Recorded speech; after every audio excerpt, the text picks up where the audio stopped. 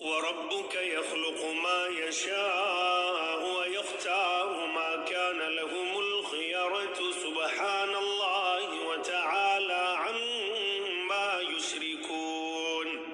اور آپ کا رب جو چاہتا ہے پیدا کرتا ہے اور جسے چاہتا ہے چن لیتا ہے، ان میں سے کسی کو کوئی اختیار نہیں، اللہ ہی کے لیے باقی ہے، وہ بلندر ہے ہر اس چیز سے کہ لوگ شریک کرتے ہیں۔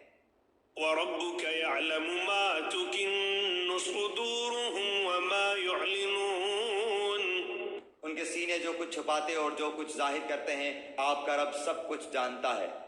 وَهُوَ اللَّهُ لَا إِلَٰهَ إِلَّا هُوَ لَهُ الْحَمْدُ فِي الْأُولَىٰ وَالْآخِرَةِ وَلَهُ الْحُكْمُ وَإِلَيْهِ تُرْجَعُونَ۔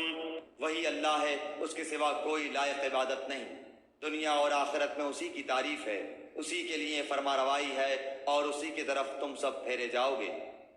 قُلْ أَرَأَيْتُمْ إِن جَعَلَ اللَّهُ عَلَيْكُمُ اللَّيْلَ سَرْمَدًا إِلَىٰ يَوْمِ الْقِيَامَةِ مَنْ إِلَٰهٌ غَيْرُ اللَّهِ يَأْتِيكُم بِضِيَاءٍ أَفَلَا تَسْمَعُونَ۔